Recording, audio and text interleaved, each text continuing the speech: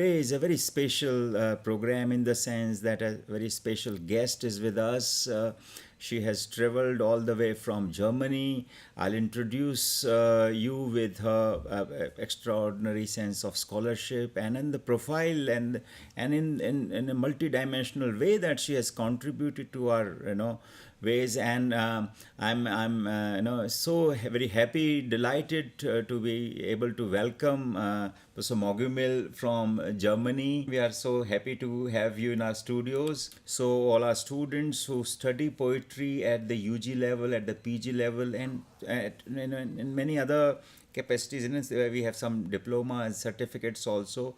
So yes, almost all students there, and we have about more than 3 million students on roll. So they will be benefited from this. I think we have the best person to talk to. Professor Mogumil, if I briefly introduce, she has a very big, in a way, very exhaustive resume. But if I say that she has developed very autonomous perspectives on the history and poetics of French, German, and Spanish poetry. She has contributed immensely in the context of contemporary German and French theatre, women's theatre, European and like Indian intercultural encounters. And she has led many bodies. She is the president of important foundation in which research activities are conducted for doctoral work, postdoctoral work in Germany and Poland, and then German and Greece.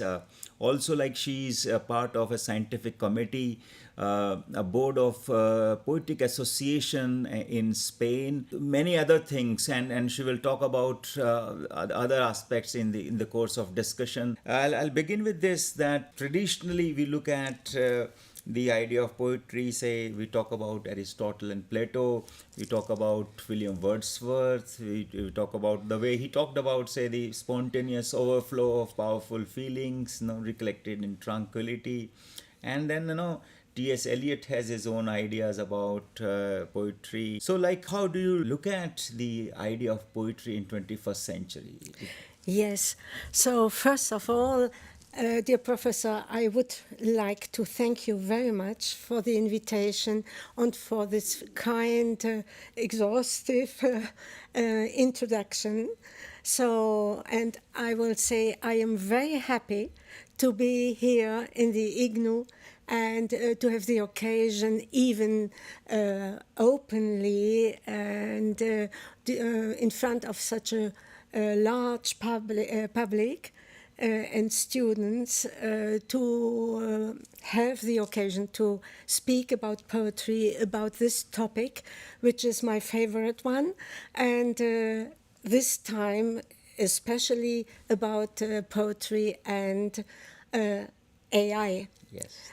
So, first of all, there are two kinds of poetry.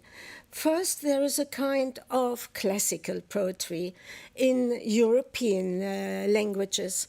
And the kind of classical poetry means that poetry depends and works with versification. It works with a certain kind of language. It is always not daily language which is utilized, but it is a higher language. And then the topic is something since the Romantic times, which goes with landscape and which reflects the inner emotions on language, on the landscape. Landscape reflects, and the reflection goes back to landscape of the inner and outer side of the poet. And nevertheless, this classical poetry has one important aspect, which is, first of all, to be mimetic, and on the other side, to be idealistic. And this ideal comes from Plato. Plato had the idea of ideal beauty, and this ideal beauty is most important topic of traditional poetry. Meanwhile, there is a second one, and the second one is a free poetry.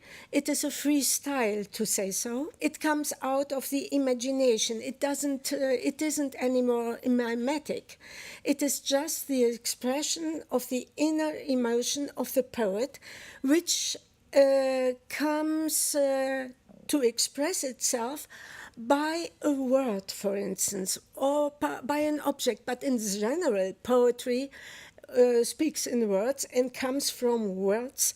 So words are the beginning of any poetic emotion which is expressed freely without any restriction of versification. You have engaged on the aspects of how the poetic process carries on. And for example, Professor Mogumil, you have traveled to India many times. You have been a true friend of India for last 2 decades. You know, today, for example, when we talk about in the times of mobile phone, internet, and then artificial intelligence, how do you see that this a sense of transition which has taken place? How do you see? Some people say that, you know, in poetry, which is a very conscious driven activity, which is like kind of emotionally dense activity. Is it fine when we look at it in the context of algorithmic driven situation, which is like, you know, a process driven situation? Yes. So yeah, there you touch really the center of the question, whether poetry can go with artificial intelligence or not. So now I will be provocative.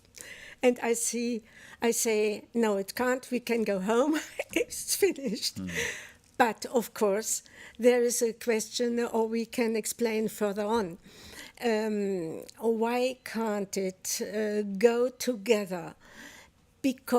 But we have to speak about all that and to explain and to be more explicit, of course. This is just a firm conviction of myself, but I can and I will, I hope, give reasons why it is so different. Literature in general, not, but especially poetry. Yes. And why? Because poetry is creative. One says that algorithms, neural networks are creative also. No, they aren't. They are inventing. And poetry never does invent. Poetry creates. What is the difference? The difference between creation and invention. Invention, you can do anything you want. Creation, poetic creation, depends on your real situation and depends on your real necessities. So I remember a poet, a very famous poet, Jacques Dupin, from France. He once told me that he writes poetry because he has to in order to cross the street. Why? Because all natural and all our situation is such that all is spread and that is all broken. Yes. And poets need a unity. And they need, first of all, a unity in the reality. They need the unity of the reality. So they don't invent, so they take pieces of the reality, of their reality, and they build it not anew. They rebuild it as it should have been and should be. And I remember quote of Ungaretti, who said, when a poet takes up a handkerchief, he lifts with the world. Yes. So that Indeed. Is the difference between algorithms. They don't live a world. and they don't go beyond what is their input. Whereas the poetry goes beyond of their input, but not in the sense, I repeat myself, not in the sense of invention, but in the sense of creating larger and all-embracing reality. Yeah, perhaps like, we can call poetry in artificial times, and not because if you look at the term artificial intelligence, it looks like, it is a bit of a conceptual problem. No? Yes. If it is artificial, how can it be intelligence? Yes, yes. If and at the most, like, it can be assistive intelligence, like which assists you in some ways, which Yes. with through some prompts. And if we can talk about the ethical and the philosophical dimensions when we talk about poetry in a digital domain, or like poetry through these artificial intelligence frameworks. Yes. Well, let's say there are poets who work with artificial intelligence, but they are very witty Yes. because they relate to a certain poetry. And this certain poetry came up with the futurism, with Dadaism, with surrealism, and concrete poetry later on, at the beginning of the 20th century. So they relate to this poetry, and this poetry worked with language and tried all with language. But they were always outside of a critical sense of language itself. Yes. And that is the difference. Indeed, yes. And here, they could take profit of artificial intelligence because they fed it artificial intelligence with the text we have at our disposal. Yes. And then they were astonished what came out. And of course, as they related to surrealists and Dadaists, and they could say, oh, that's fine. I have a structure, I have an idea more of to put into my own poetry. That is not creative. Mm-hmm. That is just, let's say, playing with words. Whereas creative poetry asks, what can the word itself deliver as semantic dimensions? And that is absolutely contrary to the inputs and the outputs of artificial intelligence. And if one can say, yes, perhaps some critics of artificial intelligence say it, oh yes, perhaps poets find more words. Mm-hmm. They don't, because there is an anecdote. Baudelaire, the French poet of the 19th century, beginning of the modern poetry, he was a young poet, not famous at all, and he went to one of those famous poets, Théophile Gautier, and he was trembling, what will happen? Mm-hmm. And then this poet, Théophile Gautier, asked him the first question, do you read dictionaries? And then Baudelaire related that he became free suddenly because he saw that he spoke to a confrère, to a poet also, because that is the first thing they do to read dictionaries, the texts inputs. Yes, yes. Don't work with this knowledge of language. Yes. So that's the difference. Yes, when we are talking about human intelligence, human creativity versus say machine creativity, I think it will be meaningful if you could just talk about some of your favorite poets, like, and maybe if you could just give a sense of the power of poetry to our students, no? Yes. And like, say like, perhaps this is time to come back to poetry, Yes. and relate Yeah. more to that.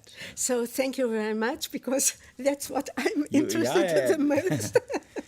But thank you very much, yes. And that's why I have some papers on my table, because I need some quotes now. Absolutely, yeah. Feel free, And yeah. I will give you some quotes. And just there are many, of course, many creative poets. And I just have chosen two of them. One of the most important after Second World War in France, and one the most important after Second World War in Germany. The one I just spoke of him already, that is Jacques Dupin, who crosses the street, who writes poetry in order to cross the street. Jacques Dupin. And the other one is Paul Celan,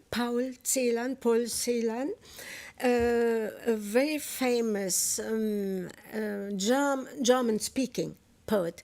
He was born in Hungary when it was still part of the Austrian Empire, and then with the wars he became Hungarian, but he fled and he stayed shortly in Bucharest, and then he went to Vienna, and afterwards he went to Paris, and he lived in Paris, and he was always in contact with Germany because of the language. He needed this contact with the language.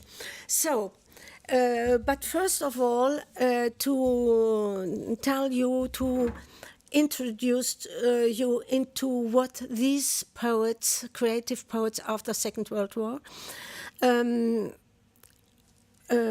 experienced. Yeah. Experienced from their language.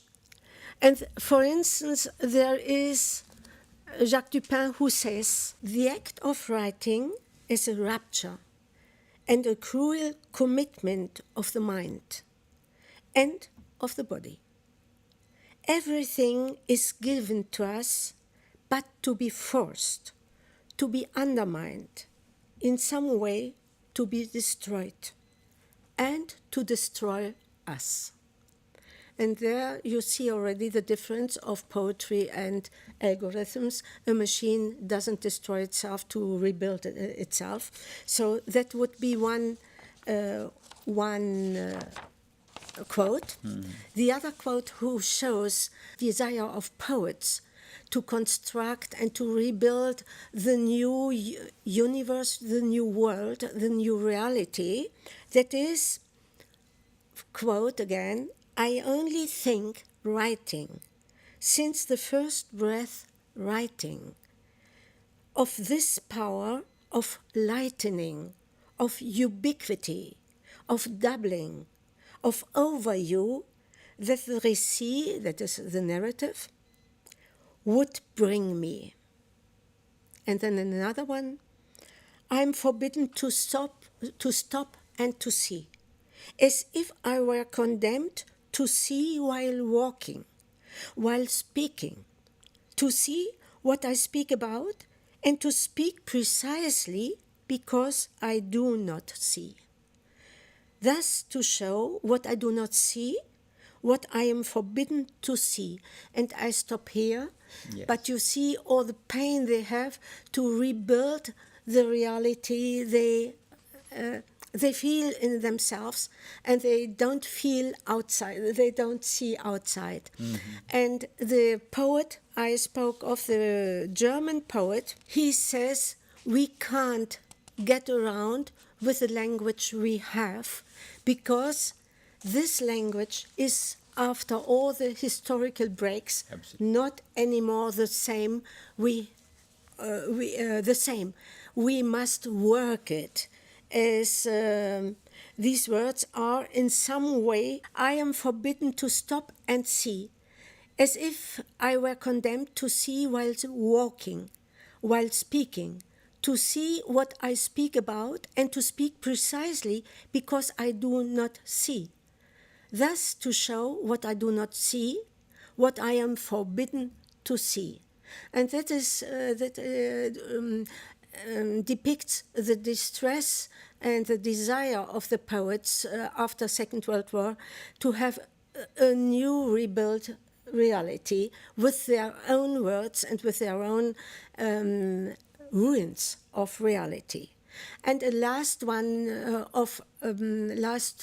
reference to Paul Celan, who says this language we use in a way as if it would be always the same, but it isn't the same after the historical breaks. And as he says, language must pass through death and silencing. And enriched by all this, it will emerge anew. That's Yes, it. very important. Like our students, they study poets from French background, from German background, and then Polish also. But they do it in English translation. Yes, of course. So as a part of their literary experience, and what you have shared is highly meaningful. Like we when you are talking about say post World War experience, and we teach T.S. Eliot in a big way. That when he talks about the love song of J. Alfred Prufrock and Yes. Wasteland, Yes. particularly that imagery and that linguistic pattern, when it say the let us go you and I when the evening is spread out against the sky, Yes. like a patient etherized on a table, like that. So yes, and what like to be able to cope with the modern times, would you have some more recommendations as far as poets and their ideas are concerned? Recommendations of what? Of poets, for Of example, poets. like if because our students, they are they are at various stages in their lives. Some of Yes. them are employed, some of them they have, like we believe in lifelong learning. Yes. So like if you in their leisure time, in their free time, if you want to suggest some more names as far as Yes, there are some more names, but they are all on another board of poetry. Paul Celan is one of the rare poets who work so much on language.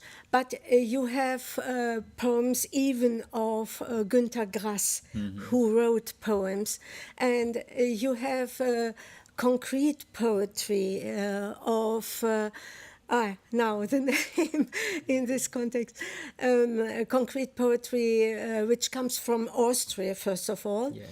And then you have Thomas Hochel, who is one of the German poets, and another poet who is who is Austrian, but she is first of all a playwright, but she works also with this broken reality, and because it is a little bit difficult to see other poets who work with this broken reality, but Elfriede Jelinek, she does, but in her playwrights, first of all.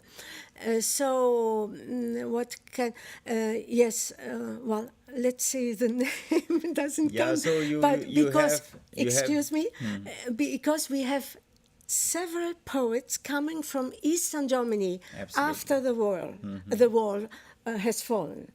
And now the names. Yeah.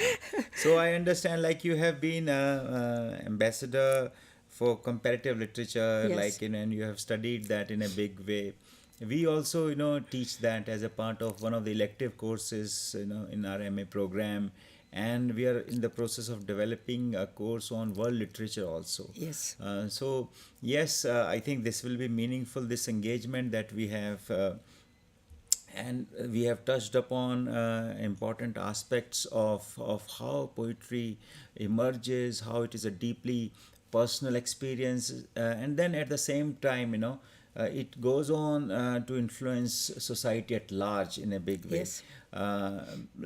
So, like, yes, there are shifts in time, times are changing, digital frameworks are taking over, but then the power of poetry is intact, Yes. and these ideas that you have shared, particularly in the context of poetry and the intersection of artificial intelligence, this will be important. Any last thoughts that you would like to say on this theme, like when Yes, I think that poetry in general is far from artificial intelligence. But on the other hand, we must see that artificial intelligence will give later on, perhaps from now on, the frame in which we are working. And we have to take into consideration this framework. And poetry has to take into consideration this framework, not as a help, but as a framework which has to be scrutinized and to be studied by poets, and not only by poets, by literature in general. And I think that is also the task of world literature, to see that world literature has to work with artificial intelligence. That is not to give any help to it, but to take into consideration a new framework, which was not there until now, because I came to know to those poets who even didn't typewriting nearly. Yes. They refused. How today one can't refuse anymore artificial intelligence as a framework. Yes. So, with these important insights, I think we will thank you on behalf of our students. I'll thank Professor Mogumil for your presence and for sharing your thoughts and perspectives on poetry and artificial intelligence. We will come back with another program which will talk about more dimensions, which will talk about more aspects when we engage with the literary creative aspects. Thank you very much for your watching this program. Thank you. And I thank you also, you, for having invited me, for having, and you, or the audience, to have listened to it. And thank you very much for being here.